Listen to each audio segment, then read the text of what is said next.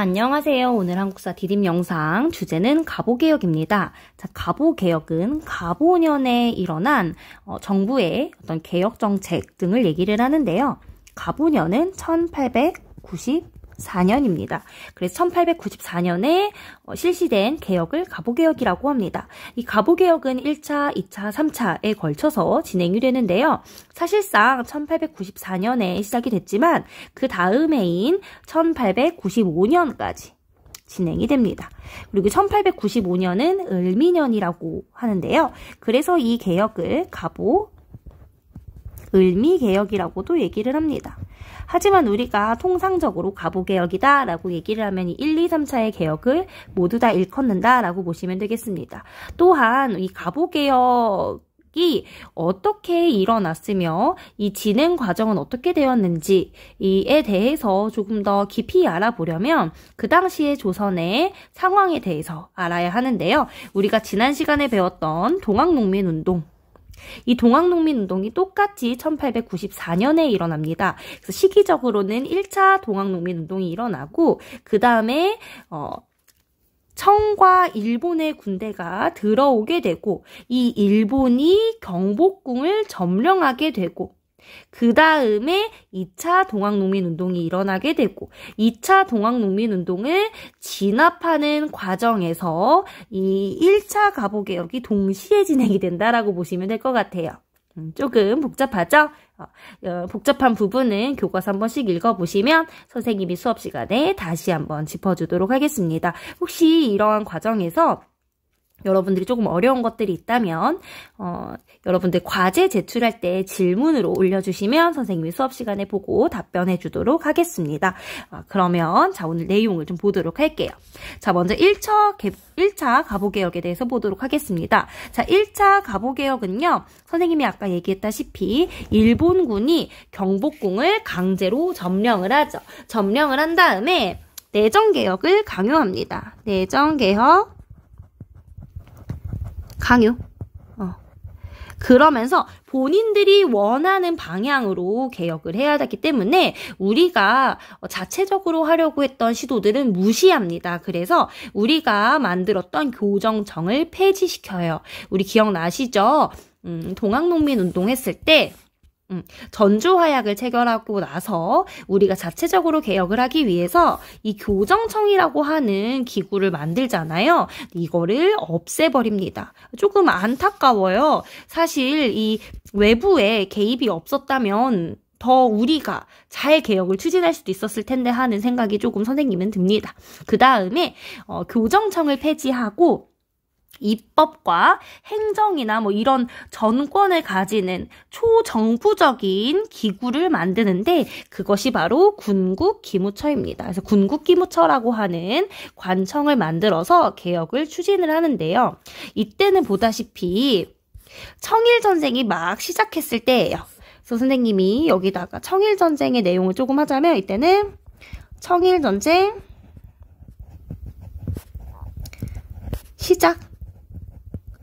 시작을 했으면 일본이 이겨야 할 거 아니야. 그래서 이 전쟁에서 사실상 지면 이 조선에 대한 권한을 완전히 빼앗기게 되는 건데 그러면 이 내정 간섭을 어떻게 해서 어떻게 만들어놨던 이게 자기한테 의미가 없게 되잖아요. 이해 가시죠?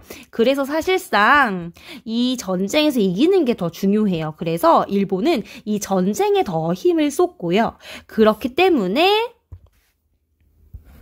일본의 개입이 상대적으로 줄어듭니다. 그러니까 일본이 자 보시면 청일전쟁과 함께 1차 가보개혁을 동시에 진행을 한 거예요. 그래서 이 시기가요. 군국기무처의 활동이 한 7월부터 그러니까 6월 달에 경복궁을 점령을 하고 이게 이제 7월 달부터 10월까지 본격적으로 개혁을 하고 이 기구는 12월까지인가 있어요. 근데 이 사이에 무슨 일들이 있냐면 청일전쟁도 있고요. 그리고 동학농민군이 2차 봉기를 해요. 우금치 전투가 아마 몇 월 달이지? 위에 한번 잠깐 볼까요? 우금치 전투가 여기 나와 있죠. 11월이네요. 11월. 그치? 그래서 경복궁 점령이 6월, 그리고 우금치 전투가 11월이니까 보시면 이 1차 가보개혁을 할 때 일본은 청나라랑 전쟁도 하고 또 동학농민군도 해치웠어야 했어요. 그러다 보니까 상대적으로 이 개혁에는 신경을 쓰지 못합니다. 그래서 자주적으로 개혁을 추진하게 되고요. 그래서 원래 하려고 했었던 거 또한 갑신정변이나 동학농민운동에서 나왔었던 요구들을 많이 반영을 해요. 그래서 이 1차 갑오개혁 때 내용을 보면 갑신정변의 개혁정강 14개조 그리고 동학농민운동의 폐정개혁안에서 나왔던 내용들이 많이 겹칩니다.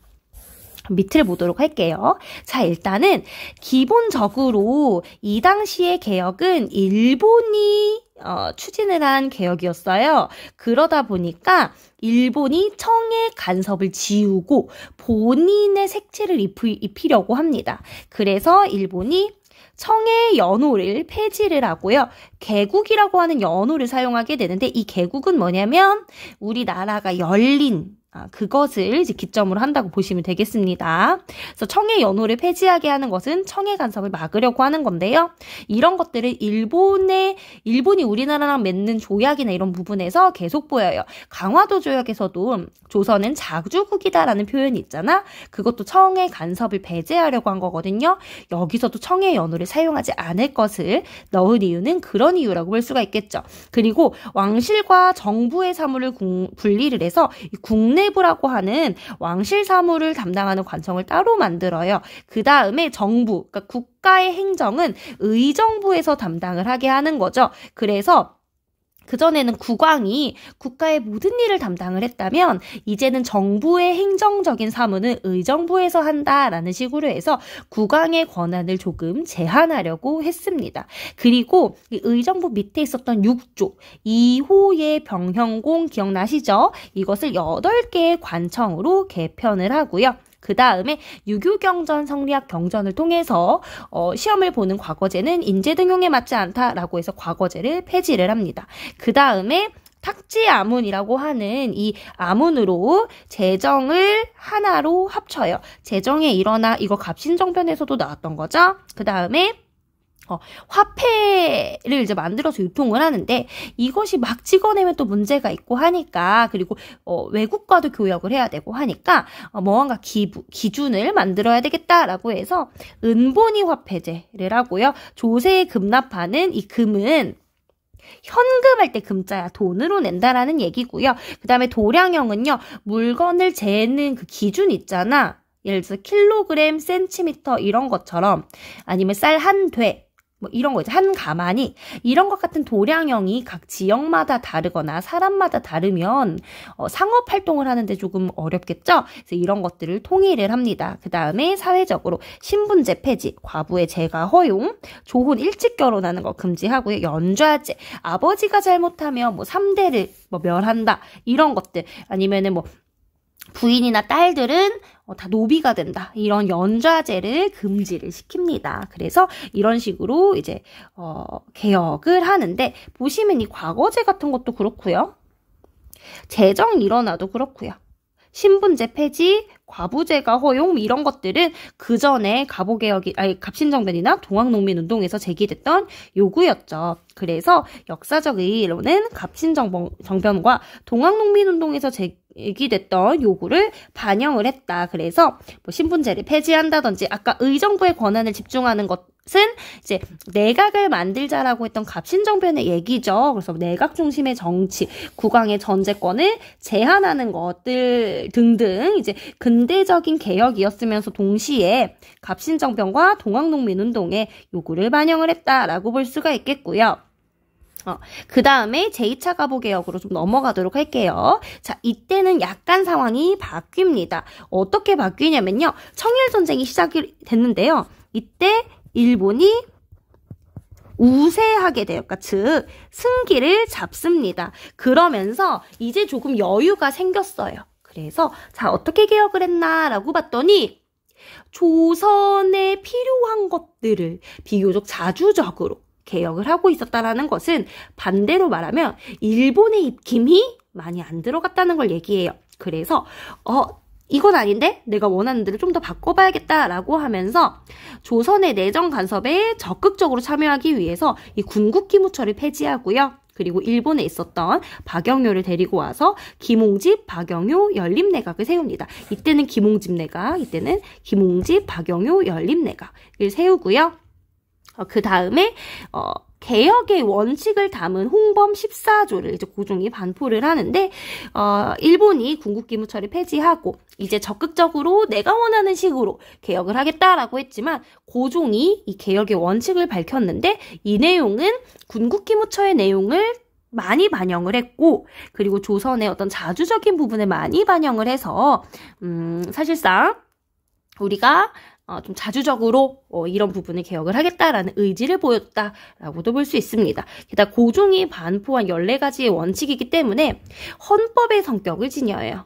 이런 식으로 보시면 되겠습니다. 그래서 청국에 의탁하는 생각을 끊는다 해서 청과 관계를 끊어버리는 거, 왕실사무와 국정사무를 나누는 거, 우리 아까 얘기했죠. 국내부 설치, 그 다음에 부세를 내는 것은 법령으로 정한다라고 해서 이제 조세제도와 관련된 거죠. 그래서 사실상 무명 잡세를 거두지 말 것이라는 게 패전개혁 안에 있었는데 이게 법에 없이 사사롭게 막 짜잘하게 붙는 세금이 많았는데 그게 사실 부담이 되게 컸거든요.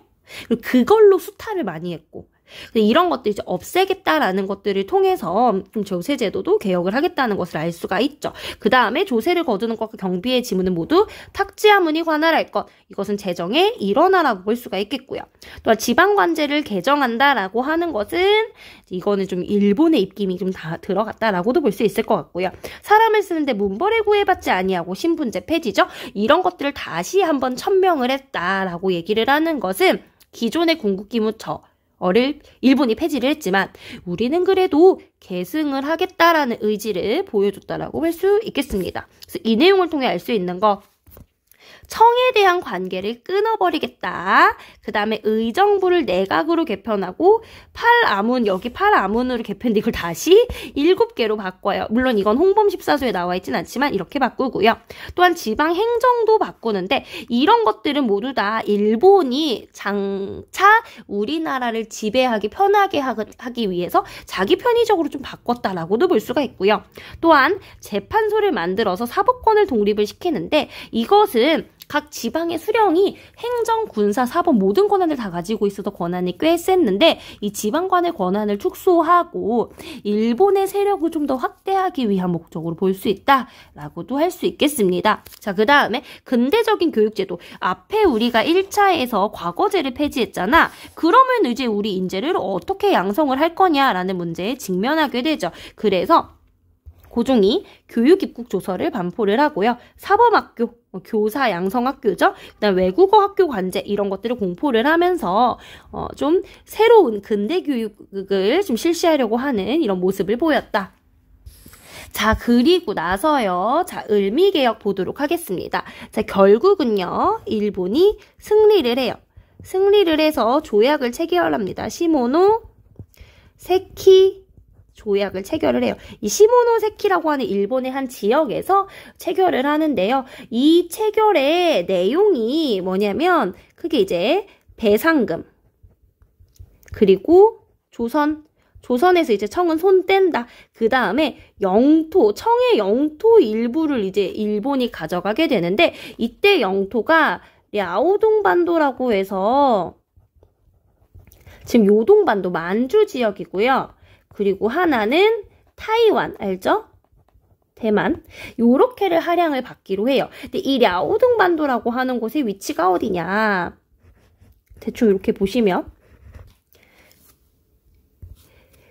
요 지역이거든요. 요 지역이면은 요 만주 지역까지 진출이 가능하고 이미 일본이 청일 전쟁에서 이김으로써 조선에서의 어떤 영향력을 조금 확보를 했어. 그러다 보니까 이곳에 있던 러시아의 입장에서는 남하를 하고 싶은데 이 일본이 거슬리죠. 그래서 러시아가 자기 친구 누구를 끌어당기냐? 자기 친구 독일과 프랑스를 끌어당겨서 삼국이 이 시모노세키 조약의 내용에 간섭을 합니다. 그 간섭의 내용은 이 랴오둥반도는 다시 청에게 돌려줘라 라는 거였어요. 그래서 이것이 결국은 받아들여져서요. 이 랴오둥반도는 일본이 가지지 못하게 됩니다. 자, 그러다 보니까 이것을 지켜본 이게 모든 나라들이 일본보다 아직은 러시아가 더 힘이 있나 보다 라고 하면서 조선에서도 그렇게 생각을 하게 돼요. 지금 청의 내정 간섭이 너무 부담스러웠는데 일본의 간섭도 부담스러워. 왜냐면 일본은 군대를 내세워서 강제로 지금 이렇게 개혁까지 추진하게 했잖아요. 그러다 보니까 조선이 그럼 답은 친러다 라고 하면서 친러 정책을 추진하게 되고 친일 성격이 강했던 박영효 내각이 실각을 하게 됩니다. 그러면서 명성황후가 러시아에 접근을 해서 일본을 견제하려고 하죠. 그래서 일본이 을미사변을 일으켜서 명성황후를 시해하고 그리고 다시 한번 주도권을 잡으려고 하는 이 세력을 이렇게 하려고 하는 이런 일들을 일으키고 그 다음에 다시 김홍집 내각을 수립을 해서 을미개혁을 추진하는데 이 을미개혁의 내용은 있더니 1895년이에요.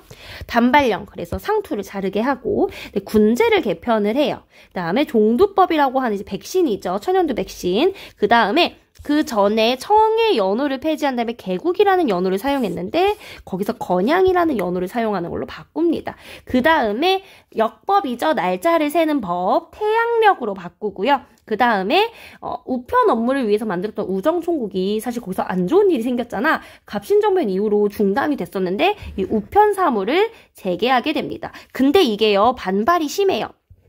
일단은 부모가 주신 신체에 손을 함부로 대서는 안 된다라고 하는 이런 유교적인 이념이 있었는데 이 단발령이라고 하는 것은 그것을 위배하는 것이죠. 차라리 내 목을 잘라라, 머리카락은 못 자르겠다라고 하는 이 유학 이념에 따라서 단발령에 반대를 하게 되고요. 또한 우리의 국모를 시해한 일본을 용서할 수 없다라고 하면서 을미의병이 일어나게 돼요.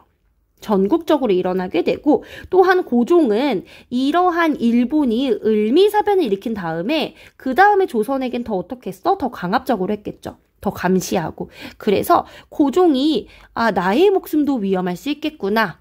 게다가 일본의 이러한 영향력을 저지하기 위해서는 어떻게 해야 될까? 라고 하다가 자신의 처소를 아관 러시아 공사관 아라사 관청으로 옮기는 아관 파천을 단행하게 됩니다. 파천은요 왕이 숙소를 이렇게 거처를 옮길 때 쓰는 말이에요. 그러면서 김홍집 내각은 붕괴가 되고요. 이 을미개혁은 여기서 끝이 나게 됩니다. 자, 그러면 의는 아까 얘기했죠. 나름 그러니까 한계점을 먼저 보자면 일단 일본의 강요에 의해서 추진이 됐다. 그래서 사실 이게 문제다. 게다가 민중은요. 외세 특히 일본에 많이 힘들어했는데 민중들이 당연히 지지하기가 조금 어려울 수도 있다라는 것들. 하지만 그래도 나름 이런 근대적 개혁을 자주적으로 추진하려고 했다라는 것도 함께 기억을 해두시면 좋을 것 같고요. 그리고 이게 일본에 의해서 추진이 됐다 보니까 이 일본은요 우리나라를 최대한 지배하기 좋게 침략하기 좋게 밑작업을 하려고 개혁을 한 거예요. 그러다 보니까 우리의 상업이 발전하는 것은 그들을 원하지 않아요. 그냥 자신들의 상업에 맞게 그냥 이렇게 쓰면 되는 거야. 오히려 우리나라의 상업이 발전하면 자기네들 물건이 안 팔리잖아. 국방력 강화도 관심이 없어. 왜? 침략해야 되는데 우리나라의 군사 제도가 오히려 약해야죠.